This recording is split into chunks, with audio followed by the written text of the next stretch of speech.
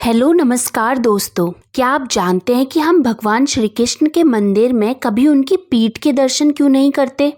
क्या इसके पीछे कोई गहरा रहस्य है या फिर लोगों ने ऐसे ही बात कह दी? आज हम इसी के बारे में पता लगाएंगे, इसी से जुड़ी एक कथा को डिस्कस करेंगे, जो कथा सुनकर आप हैरान हो जाएंगे।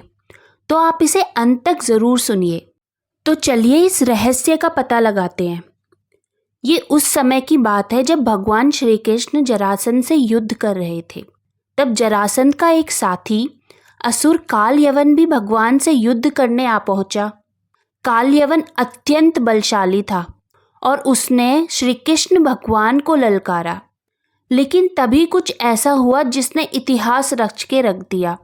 दरअसल भगवान श्री कृष्ण तो कालयवन को देखकर वहां से भाग ही निकले। यह देखकर सभी हैरान रह गए। आखिर क्यों भगवान रण छोड़कर भाग गए? इसी कारण से तो उन्हें रणछोड़ भी कहा जाता है।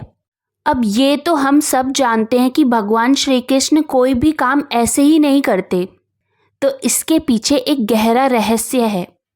दरअसल कालयवन ने पिछले जन्म में इतने सारे पुण्य किए थे जिसकी वजह से भगवान श्री कृष्ण उसे दंड नहीं दे सकते थे, क्योंकि श्री कृष्ण भगवान तब तक किसी को दंड नहीं देते जब तक उसके पुण्य का प्रभाव समाप्त नहीं हो जाता। इसीलिए उन्होंने उस समय रणभूमि छोड़ना ही उचित समझा और कालयवन भी उनके पीछे पीछे दौड़ने लगा। अब ये कालयवन था तो असुर ही, ये भगवान श्री कृष्ण की पीठ को देखते देखते ही दौड़ रहा था और इसी दौरान उसका अधर्म बढ़ने लगा, क्योंकि श्री हरि की पीठ पर अधर्म का वास होता है। श्री कृष्ण भगवान जानते थे कि जैसे जैसे कालयवन उनकी पीठ देखेगा उसके अधर्म का भार बढ़ता जाएगा और पुण्य समाप्त होने लगेंगे। अब भगवान श्री कृष्ण वहां से दौड़ते दौड़ते एक गुफा के अंदर चले जाते हैं। उस गुफा में राजा मुचुकुंद गहरी नींद में सो रहे थे। उन्हें देवराज इंद्र से यह वरदान प्राप्त था कि जो भी उन्हें नींद से जगाएगा उसकी नज़र पड़ते ही वह भस्म हो जाएगा। दोस्तों, आगे आप समझ ही गए होंगे कि भगवान श्री कृष्ण की मंशा क्या थी, क्यों उन्होंने उस मूर्ख असुर को अपने पीछे दौड़ाया। हाँ जी, बिल्कुल सही।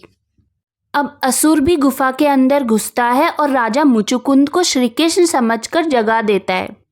जैसे ही राजा की नज़र उसकी ओर पड़ती है, कालयवन उसी क्षण भस्म हो जाता है। दोस्तों, इसीलिए कहा जाता है कि भगवान श्री कृष्ण भगवान श्री हरि की पीठ के दर्शन नहीं करने चाहिए। इससे हमारे पुण्य कर्मों का प्रभाव कम होता है और अधर्म बढ़ने लगता है। इसलिए आप ये हमेशा ही ध्यान रखिए कि अगली बार जब भगवान श्री कृष्ण के मंदिर जाएं तो केवल उनके मुख के दर्शन कीजिए, उनकी पीठ के दर्शन कभी मत कीजिए।